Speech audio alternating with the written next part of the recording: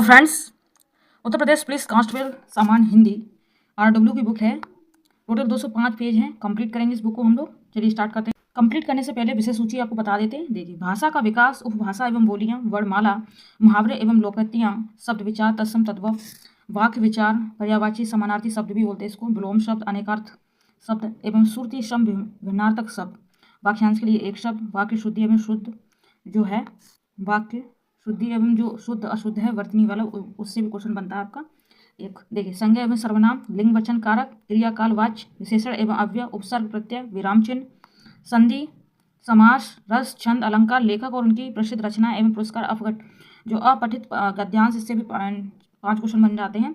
तो ये टोटल आपका सिलेबस है यूपी पुलिस का। ये आपका UPSI में भी काम आ जाएगा, आपका CTET में भी काम आ जाएगा, आपका दोस्तों SSC GT में भी काम आ जाएगा। सो हम यहाँ पर बता रहे हैं भाषा का विकास, उपभाषा एवं बोलियां। देखिए, मनुष्य द्वारा बोली गई स्पष्ट ध्वनि को ही भाषा कहते हैं। भाषा शब्द की उत्पत्ति संस्कृत के भाष्य धातु से हुई है, जिसका अर्थ होता है वाणी को स्पष्ट रूप से व्यक्त करना। भाषा के माध्यम से मनुष्य अपनी भावना तथा विचारों को व्यक्त करता है। अर्थात भाष्य वक्ता या वांछी मनुष्य द्वारा व्यक्त वाणी ही भाषा है दोस्तों। ठीक है। देखिए, डॉक्टर श्याम सुंदर दास कह रहा है कि मनुष्य और मनुष्य के बीच वस्तुओं के विषय में अपनी इच्छा और मति का आदान प्रदान करने के लिए व्यक्त ध्वनि संकेतक का जो व्यवहार होता है उसे भाषा कहते हैं। हिंदी भाषा देखिए, हिंदी भाषा की उत्पत्ति, चूंकि भारत प्राचीन देश है, अतः यहाँ लोग भिन्न भिन्न कालों से भिन्न भिन्न भाषाएं पढ़ते एवं लिखते आए हैं। हमारे देश की सबसे प्राचीन भाषा संस्कृत है, जिसका उपयोग ऋषि मुनियों एवं कवियों द्वारा किया गया। संस्कृत को आर्य भाषा या देव भाषा भी कहा जाता है संस्कृत को। ठीक है, जो लगभग 3500 वर्ष प्राचीन है। इसकी उत्पत्ति के विषय में निम्नलिखित जानकारी मिलती है। भारतीय आर्य भाषा संस्कृत को 3 कालों में बांटा गया। भारतीय जो आर्य भाषा है संस्कृत, उसको 3 कालों में बांटा गया दोस्तों। ठीक है, सबसे पहले प्राचीन भारतीय आर्य भाषा, मध्यकालीन आर्य भाषा, आधुनिक आर्य भाषा। तो प्राचीन जो भारतीय आर्य भाषा है वो 1500 ईसा पूर्व से 500 ईसा पूर्व तक। मध्यकालीन आर्य भाषा 500 ईसा पूर्व से 1000 ईसा पूर्व तक। आधुनिक आर्य भाषा का काल 1000 ईसा पूर्व से आज तक का है। ठीक है, तो आपको याद रखना है, इंपॉर्टेंट है तो तीनों ही। अब देखिए, प्राचीन भारतीय आर्य भाषा, इसके अंतर्गत वैदिक संस्कृत एवं लौकिक संस्कृत भाषाएं आती हैं। वैदिक संस्कृत का प्रयोग वेदों, उपनिषद, अरण्यों, ब्राह्मण ग्रंथों में हुआ है। यह 1500 ईस्वी से 800 ईसा पूर्व तक की भाषा है। ठीक है, वैदिक संस्कृत के बाद जो भाषा विकसित हुई उसे लौकिक संस्कृत कहते हैं। जो वैदिक संस्कृत है उसके बाद जो भाषा उत्पन्न हुई उसका नाम क्या है? लौकिक संस्कृत। तो आपको याद रखना, संस्कृत के कवियों संस्कृत के जो कवि हैं उनमें वाल्मीकि, व्यास, श्री हर्ष, कालिदास, बाणभट्ट, भारवी आदि ने अपने ग्रंथ इसी भाषा में लिखे। लौकिक संस्कृत व्याकरण की दृष्टि से, शब्दावली की दृष्टि से वैदिक संस्कृत से कैसा भिन्न है दोस्तों। अब देखिए, मध्यकालीन भारतीय आर्य भाषा, इसके अंतर्गत निम्नलिखित 3 भाषाएं आती हैं, पाली, प्राकृत और अपभ्रंश। ठीक है, अब इनका नाम तो हमने सुना हुआ, लेकिन ये नहीं पता था कि मध्यकालीन भारतीय आर्य भाषा है। तो आपको याद रखना है कि मध्यकालीन भारतीय आर्य भाषा 3 भाषा में डिवाइड है, पाली, प्राकृत, अपभ्रंश। ठीक है, पाली में 500 ईसा पूर्व से 1 ईस्वी तक, प्राकृत में 1 ईसा पूर्व से 500 ईसा पूर्व तक, 500 ईसा पूर्व से 1000 ईसा पूर्व तक अपभ्रंश चली है। ठीक, अब पाली बौद्ध धर्म की भाषा है। पाली कैसी? बौद्ध धर्म की भाषा, जबकि प्राकृत जैन धर्म की भाषा है। ठीक है, पाली बौद्ध धर्म से संबंधित है और जबकि प्राकृत जैन धर्म से संबंधित है। ठीक, अब देखिए प्राकृत का प्रयोग संस्कृत नाटकों में अधम पात्रों के द्वारा भी कराया गया है। अपभ्रंश के कई क्षेत्रीय भेद थे, जिससे हिंदी तथा अन्य आधुनिक आर्य भाषाओं का विकास हुआ। इस विवेचन से स्पष्ट है कि आर्य भाषाओं का विकास निम्नलिखित क्रम में हुआ। सबसे पहले संस्कृत, फिर पाली, फिर प्राकृत, फिर अपभ्रंश, फिर हिंदी एवं अन्य आधुनिक आर्य भाषाएं। तो हिंदी का आप अपभ्रंश से करें। ठीक है, कनेक्ट समझ रहे होंगे आप लोग। जैसे कि आधुनिक भाषा, आधुनिक भारतीय भाषाओं का इतिहास दीर्घकालिक है। इसके आरंभ का वस्तुतः कोई निश्चित समय नहीं है। ठीक है, अभी हम यहाँ और बताएंगे।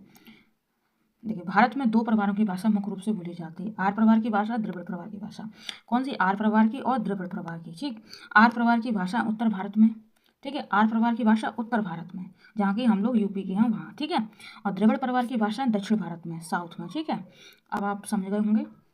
आधुनिक भारतीय आर्य भाषाएं सिंधी, पंजाबी, हिंदी, मराठी, गुजराती, बांग्ला, ओडिया, असमिया ये हैं। ठीक है, भारत की प्राचीन भाषा वैदिक संस्कृत है। हिंदी से ठीक पहले की जो भाषा है वो अपभ्रंश है। ठीक है, संस्कृत नहीं है दोस्तों। तो हिंदी जैसे कि हिंदी है, ठीक है, इससे पहले की जो भाषा वो कौन सी? अपभ्रंश है दोस्तों। ठीक है, हिंदी का विकास सामान्यतः 1000 ईस्वी के आसपास हुआ, अर्थात हिंदी अब से लगभग 1000 वर्ष पुरानी भाषा है। ठीक है, इस बात को याद रखना। द्रविड़ भाषा दक्षिण भारत में बोली जाती है, जिनका क्षेत्र इस प्रकार है।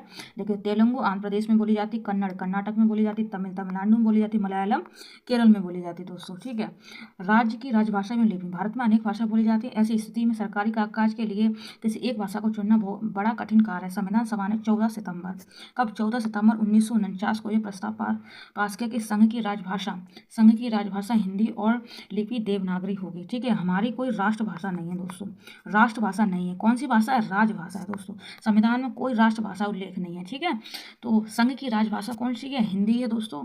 और लिपि कौन सी? देवनागरी। ये प्रस्ताव भारतीय संविधान के भाग 17 के अनुच्छेद 343 आई में स्वीकृत हुआ। भारतीय संविधान 26 जनवरी 1950 से लागू हुआ और तब से ही हिंदी हमारे देश की राजभाषा अर्थात सरकारी कामकाज की भाषा है। ठीक है, राजभाषा संबंधी प्रावधान भारतीय संविधान के भाग 17 में अनुच्छेद 343 से 391 तक है। इन अनुच्छेदों में केंद्र सरकार के उन दायित्वों का भी उल्लेख है जो हिंदी के प्रचार प्रसार के लिए उसे करने हैं। राजभाषा आयोग 1955 और राजभाषा अधिनियम 1976 इन्हीं दायित्वों का पालन करते हुए केंद्र सरकार ने बनाया। ठीक है, अब हम आगे बढ़ेंगे। राजभाषा हिंदी रही। किसी देश के बहुसंख्य लोगों की भाषा राजभाषा के स्थान पा लेती है। हिंदी भारत के बहुसंख्य लोगों की भाषा, भारत में बोली जाने वाली कोई दूसरी भाषा इतने लोगों द्वारा नहीं बोली जाती, इस वजह से। ठीक है, अब देखिए, इस वजह से राजभाषा का गौरव प्रधान है, ना कि राष्ट्रभाषा का। ठीक है, संविधान के अनुसार हिंदी भारत की राष्ट्रभाषा ना होकर राजभाषा ऑफिशियल लैंग्वेज है और वैधानिक दृष्टि से इसे राजभाषा कहना चाहिए, ना कि राष्ट्रभाषा। ठीक है, अब थोड़ा सा और समझेंगे। हिंदी भारत की राजभाषा और अंग्रेजी सहायक भाषा दोस्तों, सहायक भाषा आप समझ सकते हैं। तो हिंदी की 5 उपभाषाएं हैं। हिंदी की 5 उपभाषाएं, 18 बोलियां दोस्तों। कितनी बोलियां? 18 बोलियां। तो हिंदी की जो 5 भाषाएं हैं उनको हम समझेंगे। देखिए, सबसे पहले स्वरश्रेणी अपभ्रंश, अर्धमागधी अपभ्रंश, स्वरश्रेणी अपभ्रंश। ठीक है, और यहाँ पर एक खस अपभ्रंश या स्वरश्रेणी अपभ्रंश से प्रभावित और मागधी अपभ्रंश। तो इसमें क्या आ जाता है? पश्चिमी हिंदी, इसमें आ जाएगा पूर्वी हिंदी, इसमें राजस्थानी, और इसमें पहाड़ी हिंदी, और इसमें लास्ट में बिहारी हिंदी। मागधी वाला है, इसमें बिहारी हिंदी आ जाएगा। ठीक है, तो जैसे कि आपका स्वरश्रेणी अपभ्रंश है, ये पश्चिमी हिंदी है। तो इसमें जो बोलियां हैं वो खड़ी बोली को कोरवी भी बोलते हैं। ठीक है, ब्रजभाषा आ जाएगी, बुंदेली आ जाएगी, कन्नौजी आ जाएगी, हरियाणवी भी आ जाएगी। हरियाणवी को बांगरू भी बोलते हैं दोस्तों। ठीक है, अब जैसे कि दूसरा नंबर पर था आपका अर्धमागधी अपभ्रंश, ये पूर्वी हिंदी है। ठीक है, अवधी, बघेली और छत्तीसगढ़ी पूर्वी हिंदी में आती है दोस्तों। अब जैसे कि स्वरश्रेणी अपभ्रंश, इसमें राजस्थानी हिंदी। ठीक है, इसमें मारवाड़ी, जयपुरी, मेवाती, मालवी, ये स्वरश्रेणी अपभ्रंश राजस्थानी हिंदी। ठीक है, अब इधर देखें चौथे नंबर पर खस अपभ्रंश, स्वरश्रेणी अपभ्रंश से पहाड़ी, ये पहाड़ी हिंदी होती है। और इसमें क्या बोला जाए, क्या क्या है इसमें? देखिए, इसमें क्या है? गढ़वाली, कुमाऊनी, मलयाली हिमाचल प्रदेश में ये सब बोली जाती हैं। मागधी अपभ्रंश, ये बिहारी हिंदी, जो कि मैथिली, मगही और भोजपुरी। ठीक है, मैथिली, मगही और भोजपुरी। और इधर आप राजस्थान वाली मत भूल जाना, मारवाड़ी, जयपुरी, मेवाती और मालवी। अब जैसे कि हिंदी की उपभाषाएं हैं वो हम देखेंगे। पश्चिमी हिंदी में देखिए, तो खड़ी बोली है। इसका जो अन्य नाम है वो कोरवी है, सरहिंदी है, हिंदुस्तानी है। ठीक है, एनसीआर क्षेत्र में बोली जाती है ये सब। अब जैसे कि ब्रजभाषा है, ब्रजभाषा का दूसरा नाम है अंतर्वेदी। ठीक है, आगरा, एटा, भरतपुर, अलवर में बोली जाती है ब्रजभाषा। मथुरा, आगरा, एटा, भरतपुर, अलवरी। अभी जो यूपी का समीक्षा अधिकारी का पेपर हुआ उसमें ये क्वेश्चन पूछा गया दोस्तों। अब देखिए, बागरू को हरियाणवी बोलते हैं, जो कि रोहतक, हिसार। ठीक है, बुंदेली, झांसी, जालौन, हमीरपुर, विदिशा, होशंगाबाद, ग्वालियर, इसमें बुंदेली। कन्नौज। ठीक है, अब जैसे कि पूर्वी हिंदी है, पूर्वी हिंदी में अवधी, अयोध्या, रायबरेली में, बघेली, रीवा में, छत्तीसगढ़ी, रायपुर में। अब राजस्थान हिंदी में जयपुर, मेवात में, मालवी उज्जैन में। ठीक है, मालवी उज्जैन में, मारवाड़ी जोधपुर और बीकानेर में दोस्तों। ठीक है, अब जैसे कि पहाड़ी हिंदी में गढ़वाली टिहरी गढ़वाल में बोली जाती है। कुमाऊनी नैनीताल अल्मोड़ा में बोली जाती है। कुल्लुई मड़ियाली ये मंडी हिमाचल प्रदेश में। बिहारी हिंदी मगही पटना गया में बोली जाती है। भोजपुरी पूर्वी उत्तर प्रदेश मिर्जापुर गोरखपुर जौनपुर में बोली जाती है। और मैथिली दरभंगा मुंगेर में बोली जाती है दोस्तों। ठीक है, जैसे कि यहाँ पर देखेंगे हिंदी की 5 उपभाषाएं एवं 18 बोलियां हैं, नोट कर लेना। खड़ी बोली का अन्य नाम कोरवी है। बागरू को हरियाणवी कहते हैं। जयपुर को ढूंढाड़ी कहते हैं। जयपुरी जो भाषा है बोली है उसको ढूंढाड़ी कहते हैं। ठीक है, हरियाणवी कोरवी दक्षिणी बोलियां आकार बहुला हैं। ठीक है, जैसे कि यहाँ पर कुछ कह रहा है कि हरियाणवी, कोरवी और दक्षिणी बोलियां आकार बहुला हैं। ठीक है, ब्रज, बुंदेली, कन्नौजी ओकार बहुला है। ठीक है, ओकार बहुला है। अवधी उत्तर कौशल की बोली है। छत्तीसगढ़ी दक्षिण कौशल की बोली है। डॉक्टर सुनीति कुमार चटर्जी ने भीली को राजस्थानी उपभाषा की बोली माना है।